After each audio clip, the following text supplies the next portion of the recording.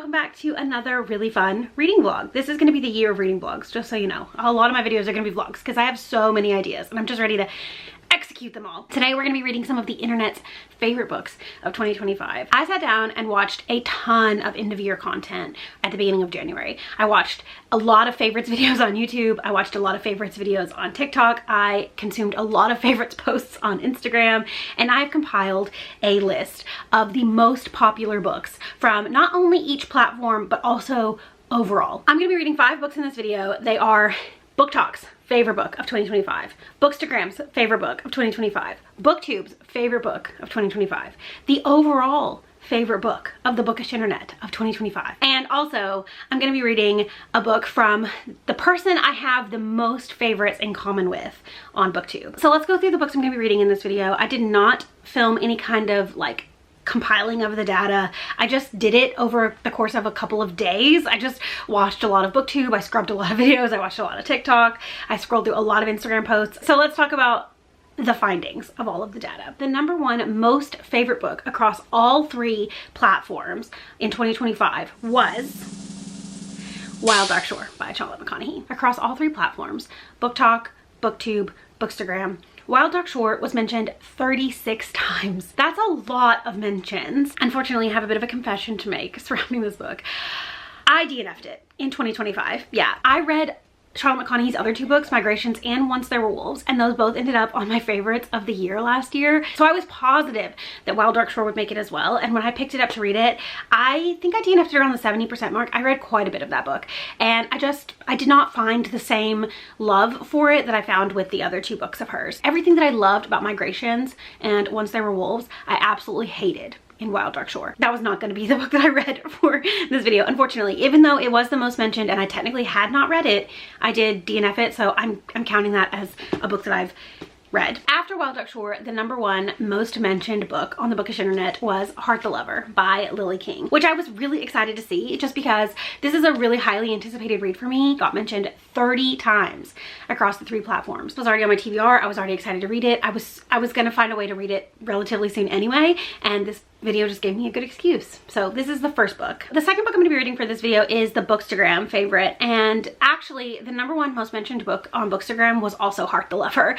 but since it's the overall most mentioned book, I had to go to spot number 2, and the second place most mentioned book on Bookstagram was Sunrise on the Reaping by Suzanne Collins, another book that was already on my physical TBR and I was already excited to read because this is Haymitch's prequel to the Hunger Games trilogy. I was not shocked at all to see this up there in terms of favorites because I saw a lot of people reading and loving this last year, so I really anticipated it being one of the books I picked up for this video. It just so happened to fit for Bookstagram. On BookTok, there were quite a few books that were mentioned above the book that I actually am going to be reading because I've already read a lot of them. The first most mentioned book on BookTok was Wild Dark Shore, and then there was Project Hail Mary, Hamnet, and Bury Our Bones in the Midnight Soil, all 3 of which I've already read and enjoyed. I had to go to spot number 5, which ended up being Martyr by Kaveh Akbar. I have the audiobook for it on Audible, and so I'm excited to finally get around to reading this one. It's one that I've seen so many people read and love and just rave about, so I felt confident that I would also read and love and rave about it. Finally, let's move on to BookTube. There's 2 books in this category. Obviously, I'm going to be reading BookTube's overall favorite, and then I'm also going to be reading one of the favorites from my BookTube twin. The overall BookTube favorite, again, was Wild Dark Shore. Already read it. And then Atmosphere. Already read it. And then number 3 was Sunrise on the Reaping, which I'm already reading for the Instagram category. So we had to move to spot number 4, which ended up being, surprisingly, Bat Eater and Other Names for Corazang by Kylie Lee Baker. This was mentioned by 7 people. This is a horror book, not my typical genre at all, but something that's been on my radar a little bit and something that I was interested in reading. So I'm excited that this video is pushing me to sort of step out of my comfort zone right away and read something that I wouldn't typically pick up. And finally, my BookTube twin.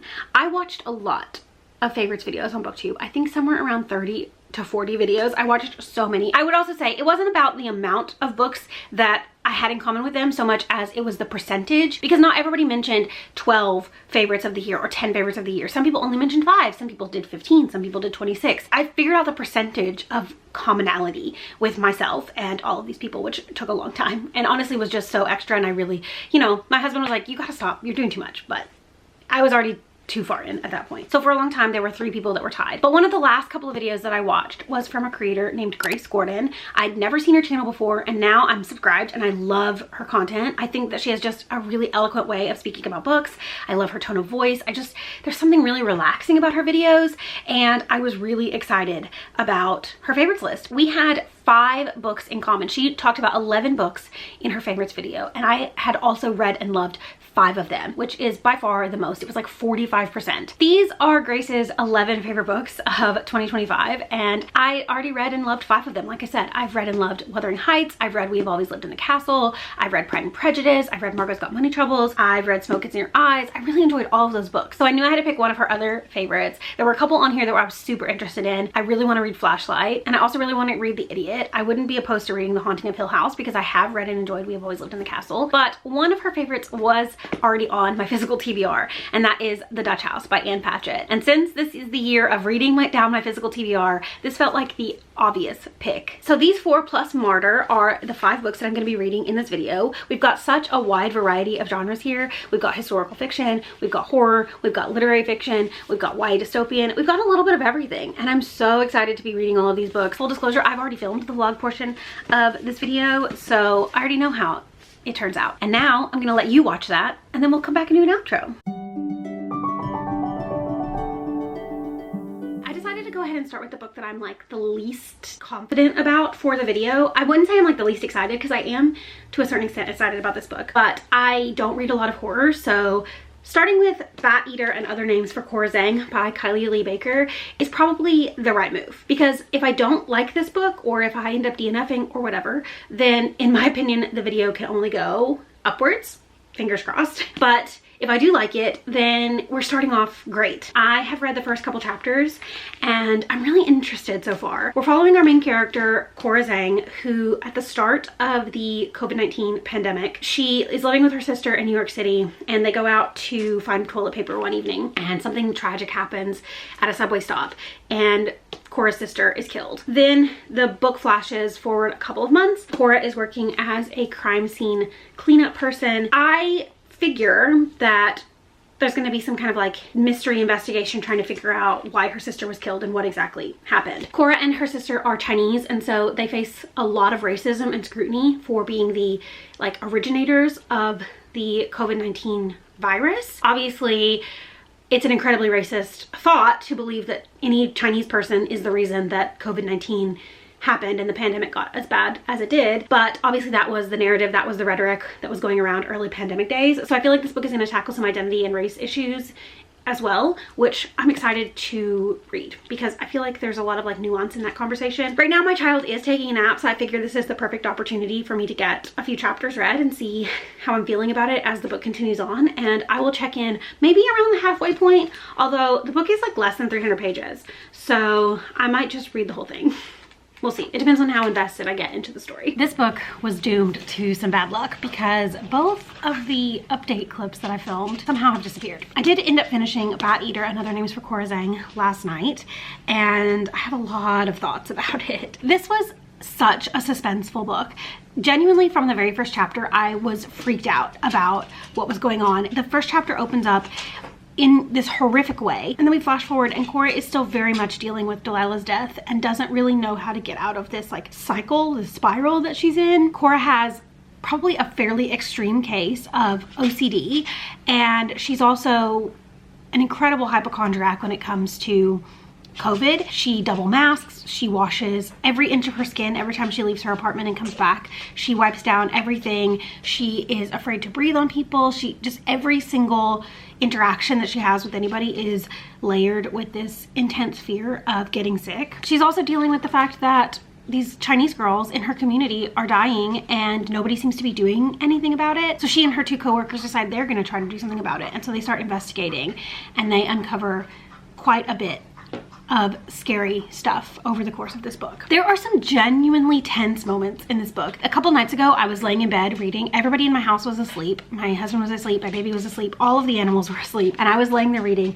and I got so freaked out by what I was reading that I had to stop. I had to stop reading and wait until the morning when the sun was up to read again. It genuinely was scary. I think it was also a really interesting commentary on the way that Asian people were treated at the height of the pandemic. And it's just sad to think that there's always going to be something. There are people in the world that will look for anything remotely racist to cling on to and treat people of marginalized communities like absolute garbage, going so far as killing them in this book. However, I didn't like the end.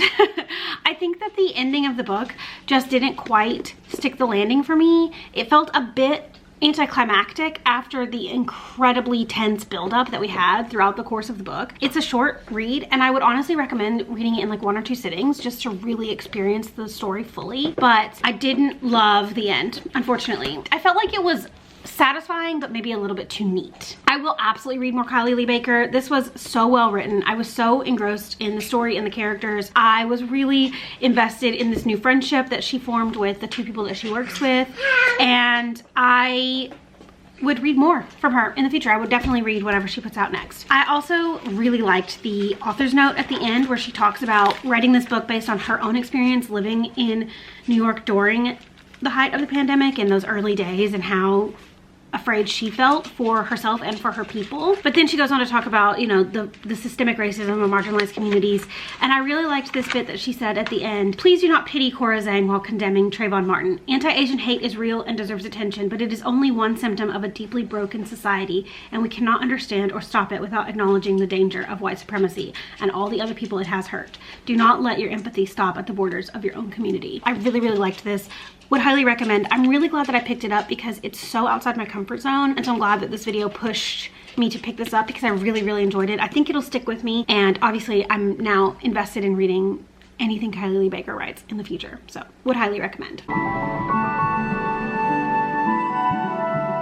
I tried filming this clip at a different angle, but the window was giving me some crazy backlight, so I moved the camera, and it's not that much better, but it is a little better. Today it's gonna be an audiobook heavy day. I'm hoping that I can listen to the entirety of Martyr by Kaveh Akbar today. I have a lot of things I need to do around my house today, and also the new Animal Crossing update dropped a day early, and I'm desperately wanting to play it. So I'm trying to incentivize myself to get some things done around the house so that I can actually get to sit down and play Animal Crossing for a little while. I started listening to Martyr already. I'm literally not very far in, like 1-2% maybe. I just listened to the prologue, so I don't really have anything to say about it yet, other than I really like the audiobook. I really like the narrator. I think that they're gonna bring a lot of life and excitement to a story that is probably going to be rather depressing. My main goal today is to clean up my daughter's room and put her new playmat down. My parents got her a rug for Christmas that's like a town, and it's got roads and stuff. She has a couple of like cars and trucks that she likes to roll across the floor in there, and so they got her a rug that has like roads and streets, and it's gonna be so much fun for her to play on. But I need to finally put that down, and that involves cleaning up the floor in her room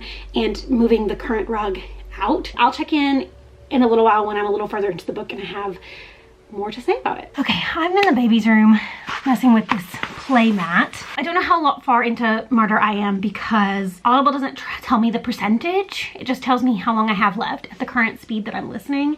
And I think I'm listening at like 1.8. I've been trying something new lately where I slow my audiobooks down a bit and really absorb, not that I wasn't absorbing them before, but you know, different audiobook narrators speak at different speeds. I'm usually somewhere between 1.5 and 2.5, but not every book can be like a 2.5 and not every book can be a 1.5. It's really, really dependent on the audiobook narrator for me anyway. I mean, some people might not. Some people might just be listening blanket statement, they're listening to audiobooks at 2.5 speed and good for them, but I'm not one of those people. I kind of listen to a little bit of it at a certain speed, and then if I need to bump it up I will, or I'll bump it down if I need to, and I'm at 1.8. I'm gonna vacuum this rug and then I will sit down in a much better spot and tell you more about Martyr, because this angle situation is not good.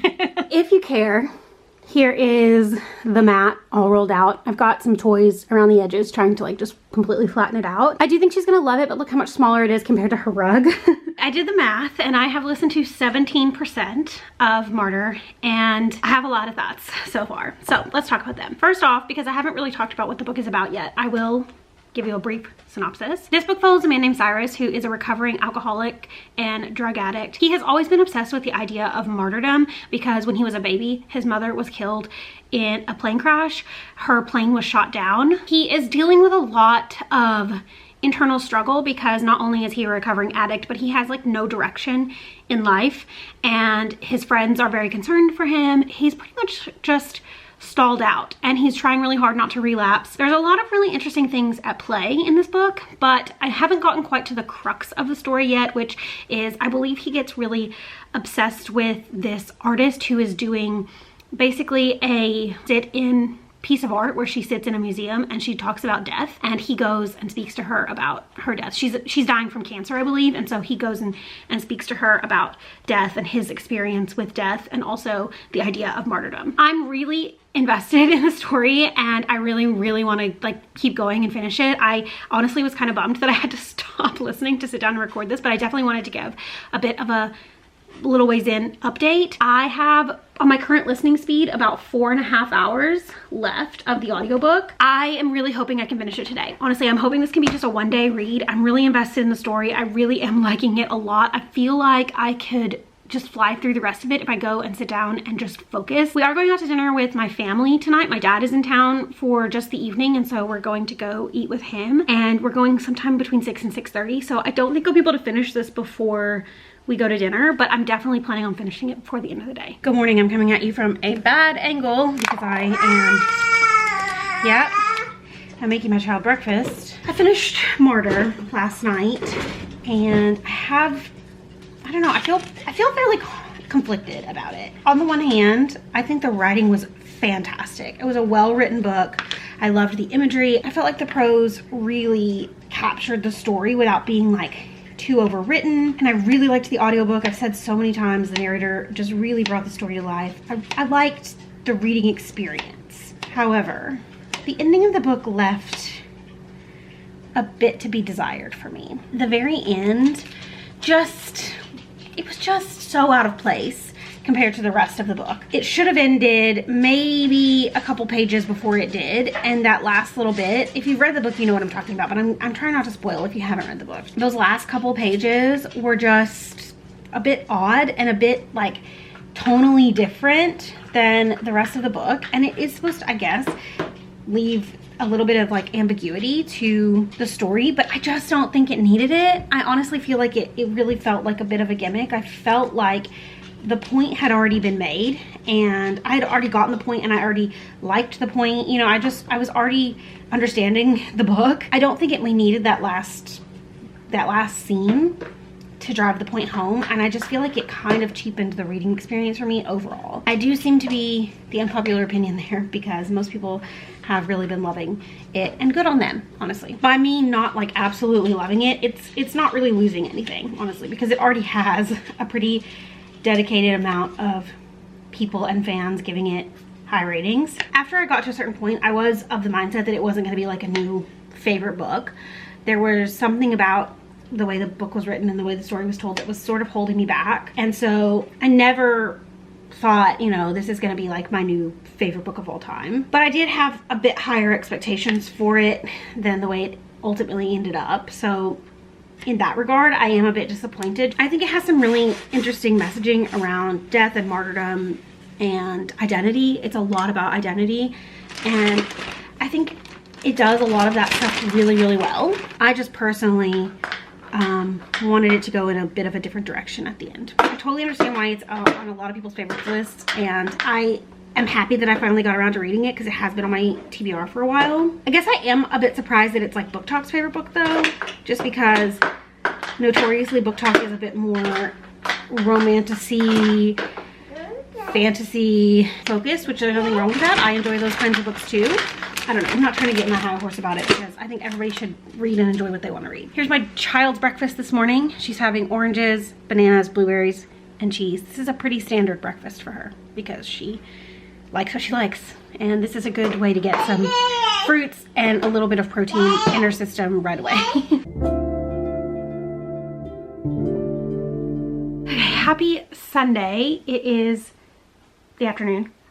Here are the 3 books that I have left for the video. I can make arguments for any of them being the perfect read for today. We have a historical fiction, a literary fiction, and a YA dystopian. I don't know, I mean, I've already read a horror and I read a literary fiction, so I'm kind of thinking I might hold off on reading this one. I might give this one a couple more days before I pick that up. Maybe that'll be the last book of the vlog. So I have these two. I might read a little of each and see what I'm feeling most in the moment. Obviously, we'll report back when I made a decision. Okay, I decided to read The Dutch House by Ann Patchett, and I'm currently 60 pages in. I got to chapter 5. I listened to that first little bit on audio, and I think I'm gonna stick with the audio for now because I do really like Tom Hanks's narration. This follows two siblings, Danny and Maeve.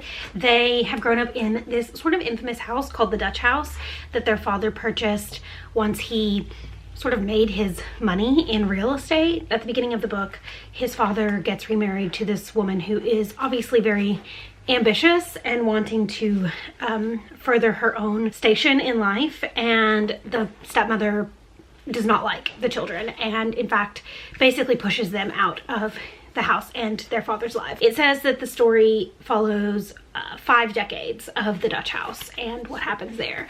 And yeah, it's beautifully written. I'm really interested in the characters and the story. Though this is like a more historical literary fiction, the tone is very different from something like Martyr. And so I feel like I'm gonna have, I don't know, I feel like I'm gonna enjoy it for different reasons. I don't know if I'll read much more of this today, but I will check in after I've read some more and update you on how I'm feeling. Last night while I was rocking my daughter to sleep, I did finish listening to the audiobook of The Dutch House by Ann Patchett. I really liked this. For my first Ann Patchett, I wouldn't say I was pleasantly surprised because I really anticipated liking her books, liking her writing style. I was kind of surprised at how immediately sucked into this I was, considering that there's really not much of a plot. It's a very character driven, much more introspective focused sort of story. There's a lot of sort of nostalgia in this book. The siblings can't quite let go of the memory of the house. They can't quite let go of the house, so much so that as they get older, every time they are together in Philadelphia, they will just go and sit in the car outside the house and just look at the house. It's a really complicated family relationship that I thought was depicted really well. It's a really strong sibling bond that I really liked reading about. The sister Maeve is a few years older than Danny, and she is basically his caretaker. She essentially raises him when their mother leaves, and so she feels very protective and connected to him, and that does complicate a lot of the relationships that he has in his life. A lot of times when you read a book like this, it's sad, like something tragic happens, and yeah, something tragic does happen in this book, but it is not really a sad book. It's much more just about these relationships and this house and sort of the complicated nature of family. Reading this has made me even more excited to pick up more Ann Patchett. I have 2 other books of hers on my TBR, so I think this might be the year of Ann Patchett. This might be the year that I actually finally get around to reading some of her backlist. And she has a new book coming out this year as well, which I'm quite excited about. Now that I've read this, I'm quite excited about it. So that's exciting. I said exciting 3 times in that sentence. Anyway, I'd recommend it. It was really good. If you like sort of more slow, introspective, character-driven stories, especially that feature strong sibling relationships, that feature complicated family dynamics, then this is one that I would 100% recommend.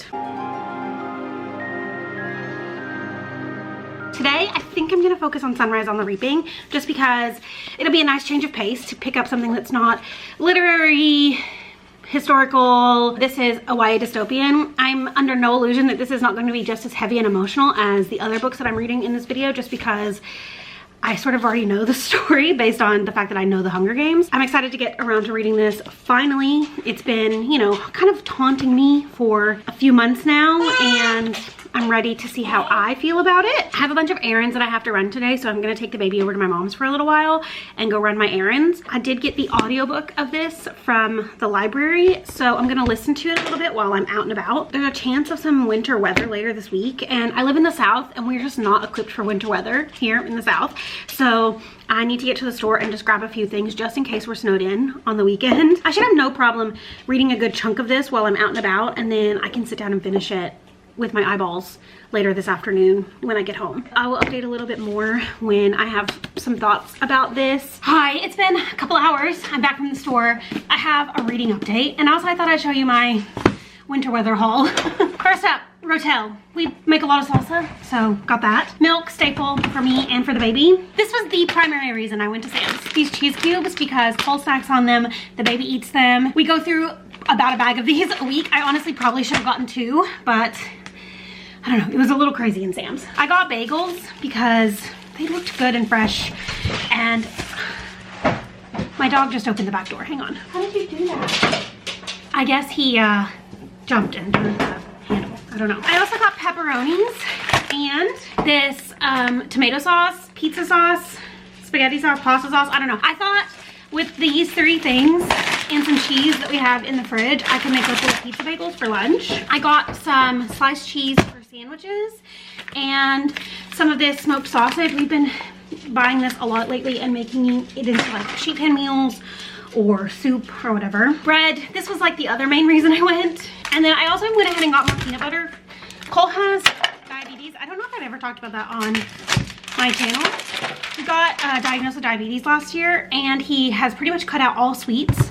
Anything with sugar or like fake sugar, he doesn't eat anymore, except for peanut butter has become sort of his like little sweet treat for himself in the evenings, like kind of dessert. He'll just have like a scoop or 2 of peanut butter. So we go through a lot of peanut butter, probably like a jar a week.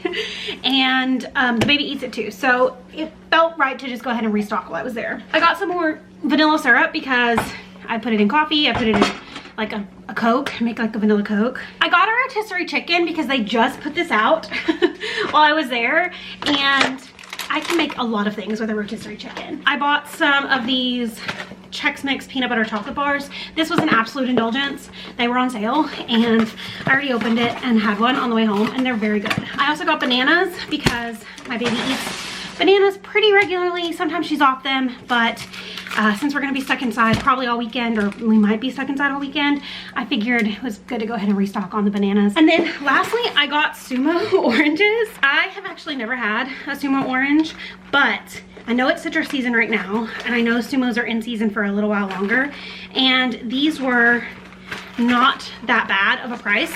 The tag said $8, but when I scanned them, they were only $6. So I basically got, I mean, $1 per orange is a bit expensive, but I figured to try them. Also, our baby loves oranges. The last thing I got at Sam's was, or is, my other indulgence. I get this every time I go to Sam's, and that is the cucumber avocado crunch roll in the sushi section. I like sushi. My husband also likes sushi, but because he's type 1 diabetic, we no longer eat sushi because he can't have the rice. It's got way too many carbs in it. So as a little treat to myself, every time I go to the store, I always get myself sushi for lunch or dinner or whatever I'm having.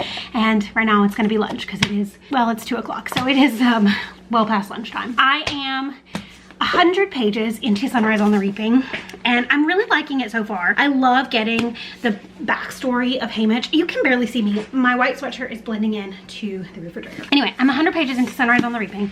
I really like that we're getting Haymitch's backstory. Did I say that? I did say that. I like getting insight into more of the Hunger Games world. That being said, I did not like The Ballad of Songbirds and Snakes. In fact, I only made it about 40% of the way into that book before I DNF'd it. I felt like I got what I needed to get out of it in the 40% that I read. I'm liking this one a lot more though. I think that one, I just don't love a book that tries to like humanize the villain, and obviously President Snow is the main character of that one in his teenage years, so it's before he's president and before he's like the evil person that he becomes. I don't need a villain origin story ever, but I am liking a Haymitch origin story so far. It is interesting to see the Hunger Games, the world, through his eyes and through the lens of 25 years prior to the start of the original trilogy. My only complaint is it feels a little fan servicey. I mean, it doesn't necessarily feel necessary, in my opinion, to have this like prequel. It feels a little bit indulgent and maybe even a little bit, I don't know, a little bit of a money grab to continue in a world that is so nostalgic for so many people, especially my generation, which is so like antithetical to the entire point of the original Hunger Games trilogy. So I'm having a hard time sort of like rationalizing the need for this book in my head, but maybe as the book goes on, I will feel differently about that. It's kind of in the same vein, but the other thing is that like every single big player from the original trilogy is in this book. Like obviously you've got Haymitch, and you've got the mention of Katniss's parents. You've got Wyrus and Mags. You've got all of these like mentions of the people that we've come to know and care about in the original trilogy, and it just feels a little bit like she has to throw in everybody to make it ultimate nostalgia, is how I'm feeling. I mean, there are lots of new characters too, and it's not that big of a deal at the end of the day. I obviously spent money on it. I'm here reading it. I'm liking it. I'm not having a problem with the book itself. It is a little bit weird to be reading a dystopian in our current reality because it is so horrific in the United States right now, and it feels like we're borderline dystopia at this point, if not fully there. And every day I feel more and more despair that I'm raising a child in this world because, you know, I have a lot of like hopes for her that I'm afraid she won't. I hate it. I didn't expect to start crying. Oh God. Anyway, I'm gonna go eat my sushi and have a Coke Zero, and I'm gonna read a little bit more of this, and I might play a little bit of Animal Crossing, pop the audiobook back on and play a little bit of Animal Crossing, and then I'm gonna go pick up my baby and I'm gonna give her big hugs, and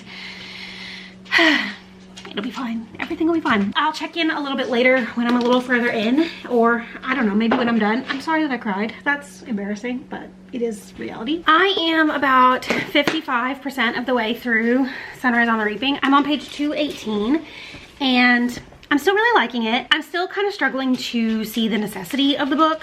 It feels very much like reading Catching Fire again. The talk of rebellion and ending the Hunger Games, and you know, the general themes and tone, which I guess is the case for a dystopian novel like this, but it's still good. Like, I still like the characters, and I really like getting some backstory on Haymitch. I don't think it's gonna be a 5-star read. It's not gonna be like a new favorite because it just feels to me a little fan servicey still. Oh, I'm trying a sumo for the first time. I peeled it off, like right out of frame, but yeah, this is my first time trying a sumo. It smells so good. It's good.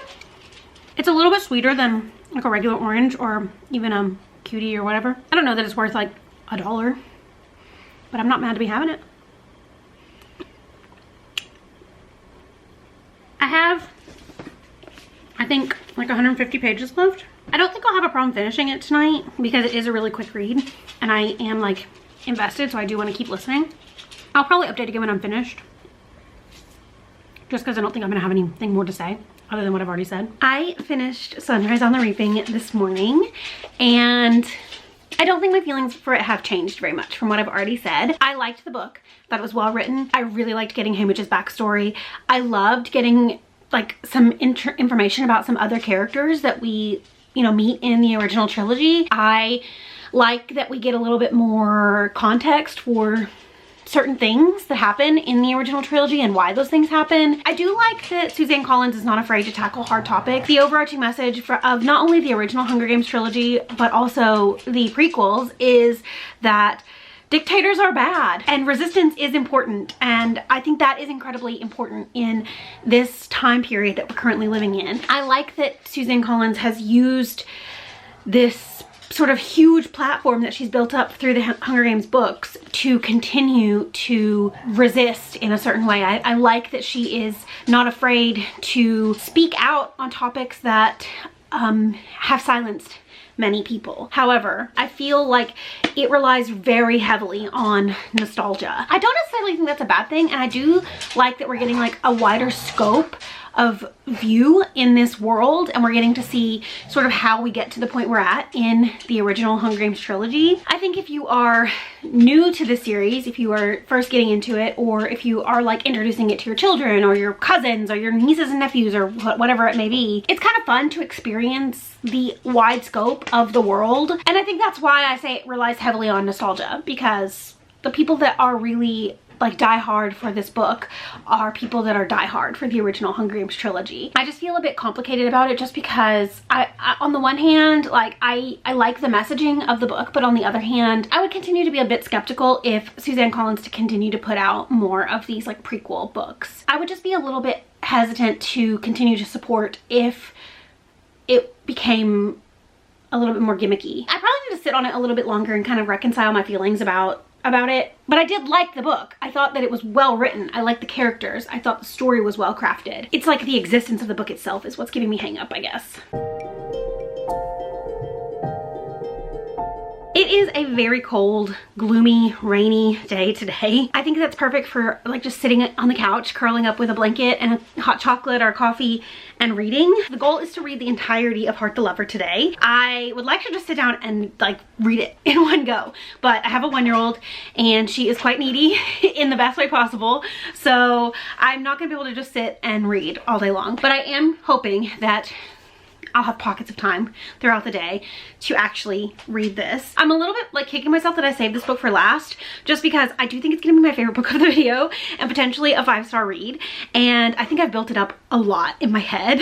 And so I'm nervous that it's actually not going to deliver. I think the baby is just about to nap. She's wearing down. It's getting really close to that time. So I think I might just go rock her a little bit and see if I can get her to go to sleep. And if I can, then I'll sit and read as much as I can during her nap time.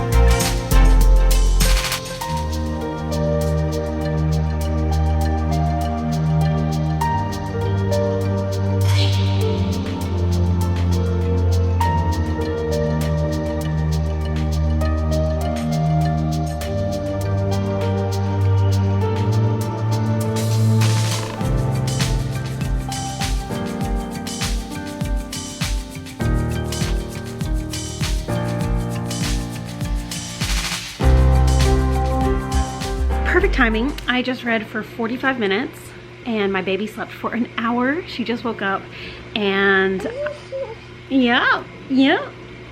I'm talking about you. And I managed to read 54 pages of Heart the Lover and I am loving the writing. It follows our main character, who is nicknamed Jordan by these 2 boys that she's taking a class with, and it's just this sort of love triangle-y friendship that has its ups and downs. I do anticipate it being like a quick read that I can finish today, but since my baby did just wake up from her nap, I need to feed her some lunch. I need to eat lunch myself. I may not have another chance to sit down and read for a couple of hours, but I'm hoping that I will be able to finish this today. And I'm really, fingers crossed, hoping it'll be a 5-star read. Good morning. It is Thursday now. We are basically like 24 hours out from this supposed huge winter storm we're about to have. I did not finish Heart the Lover yesterday.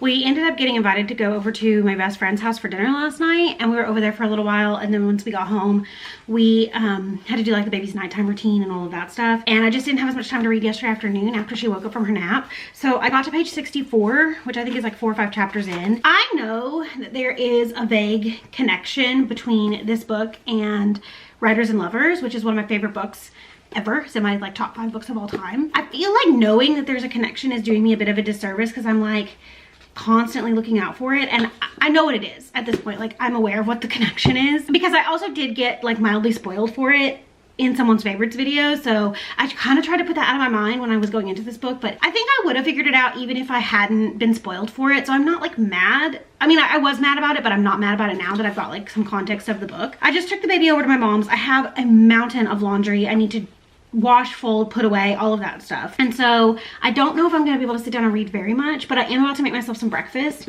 and I'm going to give myself like the 30 minutes that it's gonna take me to make and eat breakfast to read, and then I need to get some chores done. Full disclosure, we are 5 days into the snowstorm. I barely read on the weekend because we were snowed in, we had nothing going on. Cole and I watched a lot of movies. I played Animal Crossing, we hung out with our baby, so it just was not really a weekend for reading, unfortunately. Now it's Wednesday, so it's been almost a full week since I've last spoken to you. And last night I did finish Heart the Lover by Lily King. I'm about to get ready for the day. I'm gonna film a couple videos and some intros for some other vlogs that are gonna be upcoming. And so I'm gonna put a little makeup on and I'm gonna talk to you about this while I get ready. I really like the book. I really like the book, how the book was written. I really like the characters. I was invested in the relationships. I was frustrated at the lack of communication.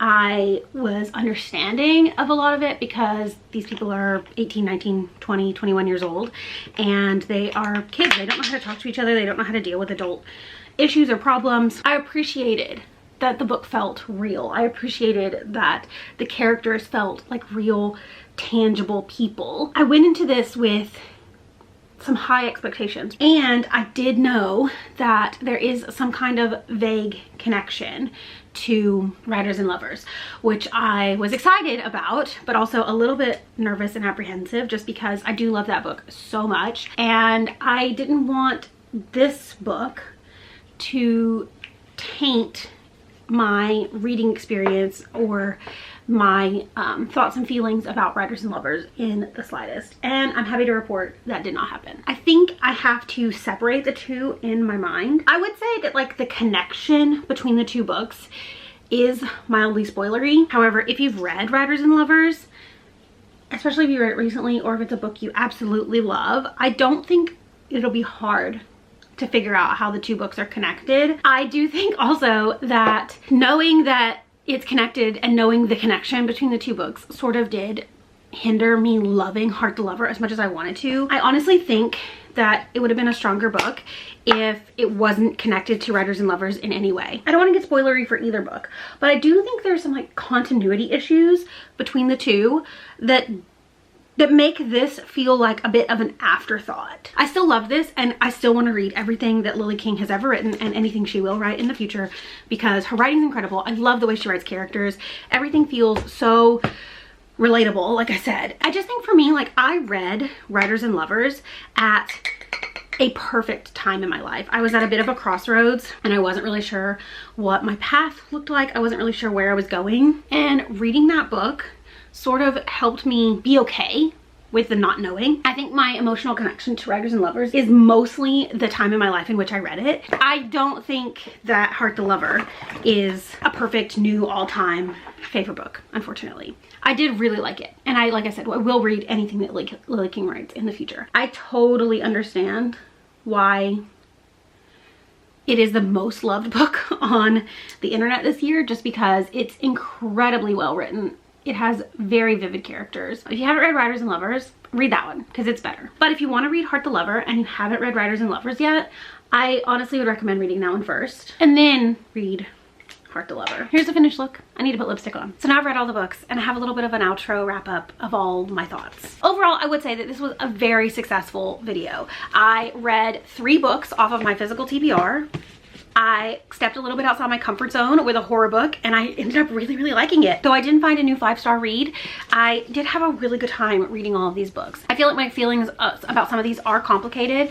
I'm still feeling a little bit conflicted about Sunrise on the Reaping. I really did enjoy The Dutch House and I can't wait to read more Ann Patchett. Again, Lily King, a new favorite author that I'm going to be reading everything that she's written because I just think she's an outstanding writer. Kylie Lee Baker, a horror author, a horror book that I really enjoyed, and I can't wait to read more horror. If you have some recommendations for horror books that are in a similar vein as Bat Eater, then please leave them down in the comments because this is the kind of horror that I really like. A little bit thrilling, a little bit mysterious, a little bit of horror, and I'm sort of dipping my toes in. So I'd love any and all recommendations that you have for books that are similar. And Martyr was also a win too. It was probably my least favorite book of the video, unfortunately, but I didn't dislike it. It was still a really good book and I'm really glad that I finally got around to reading it. So I think that's gonna do it for this very long video. I really appreciate you sticking around if you have. I've never done this before, but if you stuck around to the end of the video, please leave the bat emoji down in the comments, just because Bat Eater was probably the biggest surprise of the video for me.